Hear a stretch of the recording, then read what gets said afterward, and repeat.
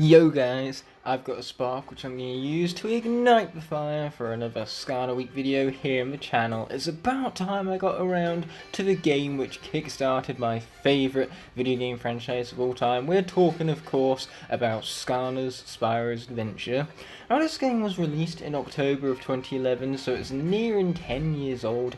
Naturally it can feel a little dated in areas, and in comparison to future installments of the franchise it might not score as well, at least not technically speaking.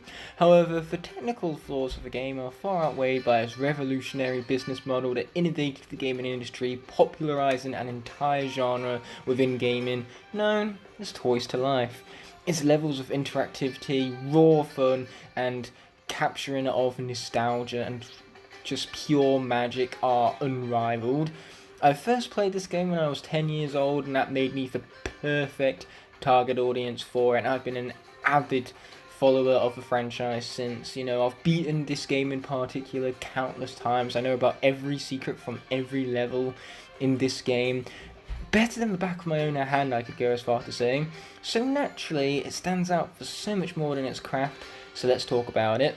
Now, first of all, shout outs to Longplay Archives, as their gameplay footage is what I'm using for the review, mind you, so link to their channel can be found in the description below. Now, the gameplay before you might seem basic at first, but the simplicity of the game's core mechanics is what makes it such an easy game to pick up and play. The gameplay loop revolves around fighting enemies with 3 different attacking buttons. You can take Skylander figurines, which are of course toys, and bring them to life in the game using the Portal of Power, hence the Toys to Life appeal I previously alluded to even. A Skylander starts with only 2 base attacks, however gold and treasure can be found throughout the game's levels. Using that, you can upgrade Skylanders to earn a 3rd attack, as well as improvements to your Skylander's physical appearance in-game, as well as all of their attacks that already exist. So naturally, their attacks just become better. In other words, like take Trigger Happy for example, his bullets start doing more damage, you can charge up shots and they can ricochet off walls. It gets rather crazy once you get to the tail end of the upgrade chamber, but we'll talk about that more later. For now, I want to talk about just how investing this progression model is, as you want to upgrade your Skylanders. They all have unique chains of attacks and upgrade chambers to make them have distinctive play styles, and it's constantly encouraged throughout the game to take your Skylander off a portal and change it for another one, keeping the gameplay cycle fresh, as you're constantly playing with different Skylanders, which can lead to pacing issues since the movement of Skylanders drastically varies. One moment you're playing with the incredibly quick Flameslinger, and then you move all of a sudden to the snail's pace, which is a character like Stump Smash, or as sad as I like, or sadly as I have to admit it, even Prison Break. And naturally that drastic shift in pacing can drag at moments, but the gameplay is still really fun and doesn't get stale too quickly. The greatest thing about swapping out your character is the choice you're given. The game offers up Skylanders from 8 different elements, with 4 characters in each element, making for a total of 32 characters to collect. Certain areas in the game give buffs to Skylanders of a particular element, and there are elemental gates requiring a Skylander of a specific element to gain access to. You get 3 different elements in the starter pack, which of course includes the game itself, so all you need to do from there is buy 5 extra characters to get 1 character for each element, and then you have access to near enough everything the game has to offer, and you can 100% it right off the bat with those 8 figurines. However, extra spending past that is purely your choice. In my case, it's my passion, so it could come across as a scummy DLC type deal, but with DLC being locked behind physical toys you need to collect and all, but most DLC doesn't come with an awesome little display figurine. And I tell you what, the Skylanders here, these toys, and I use quotations there, are of phenomenal quality, which is why they're more than toys really. They truly are a fantastic collector's item, which I really encourage collecting, just because they all look so damn cool and full to brim with detail, showcasing a very clear passion about the production value of these figurines, the textures, the mold designs, all of which were, constructed by the manufacturers to give us the utmost quality is what I'm going as far to say right here. But getting back on topic, it's that choice, being able to choose which Skylander you play as and when, which creates unparalleled levels of immersion. You're made to feel like a crucial part of the game's world. You have a role to play in it, as you are addressed to as the Portal Master. And naturally, to a 10-year-old, placing a toy in a portal and seeing him appear in the game is surreal, a true heartwarming moment that makes the game so great at making you care for its world as you want to save it against the clutches of the evil Dark Portal Master Chaos. Because you are given a role within this universe, a guardian of sorts, being that Portal Master. The fact you care for this world and are brought in so cleverly by its fourth wall breaks to make you feel invested in this world, and that the choices you make impact it, is a true experience that other games where you just sit down and press buttons simply cannot replicate. Finally, going back to the gameplay, slowly building up your Skylander is incredibly fun. It gives you a bond with them as you collect gold and treasure and make them even more powerful. They also become more gradually fun to play as his abilities start to become more powerful, and being able to helm all of their magnificent power for yourself is so much fun. You know, causing all this chaos and destruction with the more chaotic type Skylanders and knowing that you're the one causing it is very satisfying. It takes its simple mechanics, you can move and you can fight, and it uses them to make traversal, platforming, puzzle solving and combat incredibly fun and almost addictive, because you can't wait to acquire the next upgrade. Upgrades can come even more easily when you find certain collectibles. There are treasure chests which give you extra, well, treasure, what you expect from the name and all.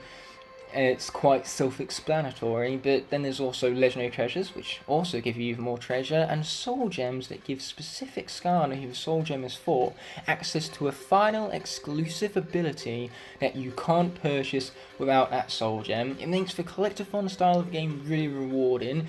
You can once again choose to either breeze through the levels or go out of your way to find all of the collectibles. Either way, it's incredibly rewarding whatever choice you make, and it increases your enjoyment of the game tenfold, knowing that you've carved your own unique path to follow, different than that of anyone else, making your journey unique and powerful to you. Attacks themselves, with most Skylanders, chain together very well and flow naturally, so the combat never gets dull nor stale.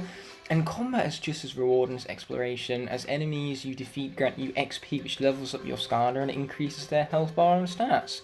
Everything you do in this game comes with its risks and its rewards. There are enemies which you can just bypass, so that way you don't risk losing a Skylander in the midst of battle. Or you can fight them and earn the extra XP, hoping to level them up. So, as you can see, the game is simple, yet very, very fun, which works to its advantage as all of these mechanics are fleshed out as much as they possibly could be, thanks to progression you make with your Skylanders as you progress through the story. There's one area of the game which falls flat though, and that has to be for platforming, unfortunately. You can't react to where you're going since there is no jump button to keep your control and just maintain your direction in the air as easily, because you must rely on bounce pads instead. They launch you up with incredible speed and they're based solely on momentum, which makes them difficult to judge and even harder to adjust your jumps mid-fall, which, speaking of falling, it's incredibly fast. The gravity in this game, woo, it's strong, so that doesn't help you aim as you try to platform whatsoever. Of course, the lack of a jump button is taken full advantage of in the puzzle design. Many puzzles would be simplified or just completely skippable, as you often need to push blocks into place in order to traverse over certain areas, and so naturally if you could jump across those areas rather than having to push the blocks into place, it just simply wouldn't be as well designed. And sure, having the same puzzles constantly can get a little tedious, especially with slower paced Skylanders, but still these puzzles work as well as they do because you can't jump. So sure, the decision to not include jumping makes platforming mechanics janky, but at least they take advantage of the lack of a jump button in the puzzle segments of the game. Next up, for the level design, this game's theme is around the 8 elements I was alluding to earlier. There are 26 levels in the game, 4 of which are only accessible with additional pieces known as adventure pack pieces, and the other 22 are elemental themed for the most part, basically meaning there are sets of levels based around a particular element And these levels can have a rather blocky feel at points because the same elemental theme is carried for multiple levels in a row, which makes for setting dull and uninteresting at moments, and it can make the level design feel rather lazy with only minor adjustments made to distinguish the level you're playing from the last. I think the level theme should have been more spread out, so instead of doing 3 tech levels in a row, instead you do a tech level, then a fire level, then a life level, for example. That could ultimately make each level feel more unique and memorable than the last one due to the constantly changing setting. And that could also mean that air, which is the first element, doesn't necessarily have to have all of the easier levels bandaged together, so instead you could have an easy level at the beginning of the game to warm you up to the mechanics, and then a harder air level later in the game where your Skylanders are more powered up, so it's easy to cope with. Overall, though, despite themes and settings feeling a tad lazy and repetitive at points, the level design is still generally solid. There are often hazards to avoid, mazes and wide open areas to explore to ensure that whilst you aren't fighting combat, you still have plenty to do. However, the areas are never too big to where it takes too long to traverse and explore them. They are kept to a perfect size. Collectibles are often placed in very clever spots, which really does add to the rewarding factor of finding them. So overall, the level design complements the mechanics of the game to make the overall build really fun and thoroughly thought through. It's very clever that, it's very clear even, that a lot of passion went into this project. And when it comes to the sound within the game, all dialogue has voice acting, and these voice actors don't sound lazy or tired. They're dedicated enough to their roles to give each of their characters personalities which distinguish themselves from one another. So in other words, it's nothing groundbreaking or incredible, but it certainly does suffice, and they did a great job matching the right voices to the right characters, as well as bringing in some familiar voices in the form of celebrities like Patrick Warburton, who brings great comedic value to his line delivery.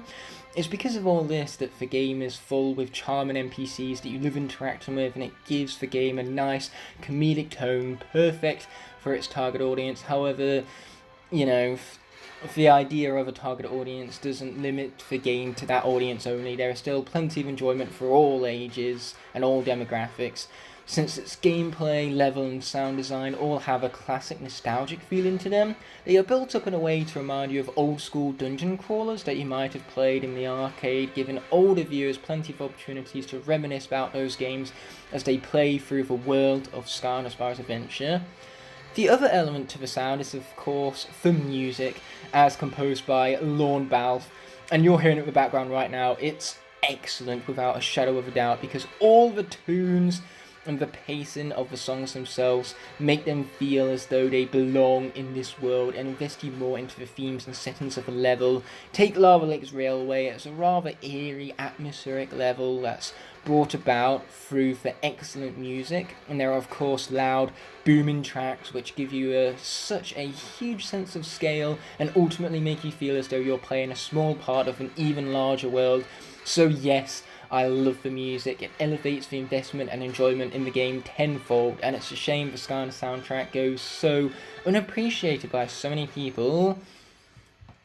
Now, I can't talk about Spyro's Adventure without also bringing up the fact that this game, right here, it introduced the world to the greatest fictional character ever seen. Igknight is by miles my favourite Skylander, just because he's so perfect, from the phenomenal detail of the figurine to the overpowered and addictive risk and reward style gameplay. And to conclude upon scratching the surface of the greatness of this character, his personality, because on top of unique abilities, Skylanders also have unique personalities, which is what will give you a greater connection to some characters over others, because most Skylanders have undeniably fun and charming personalities, some of which in this game are brought about through body language. Since most of the Skylanders don't speak normal English, they have instead their own gibberish, giving them unique languages to call their own. And for the Skylanders, this is great because it adds to the scope of this world and makes it truly felt lived in, because of course different Skylanders from different backgrounds are going to be speaking their own form of gibberish, and so the idea that they give Skylanders a fleshed out background almost is so much fun, and the developers definitely had a blast coming up with all of this gibberish for Skylanders to say, to have them brimming with personality. So overall,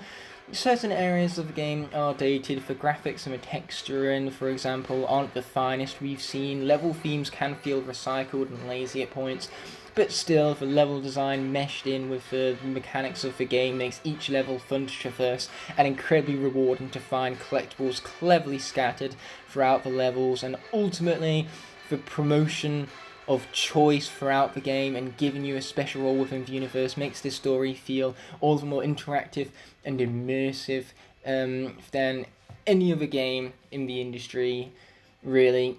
And that's why I could go as far to call this game revolutionary. It popularised an entire business model for the gaming industry. Soon, other competitors followed suit to create their own Toys to Life games based on the success of Skylanders, and from this game spawned a franchise I hold dearly to my heart. Visiting this game will forever give me a pleasant kick of nostalgia and hence puts a smile on my face as a result. I do not hesitate to give this title an innovative grade. The only thing keeping it back from being a masterpiece are its technical flaws, which age has not been kind to. But with that all being said and done, unfortunately this video is a little late, so I'll be seeing you in a few hours for my Giants review rather than tomorrow. But until that moment arises, peace! And thank you so much as always for watching.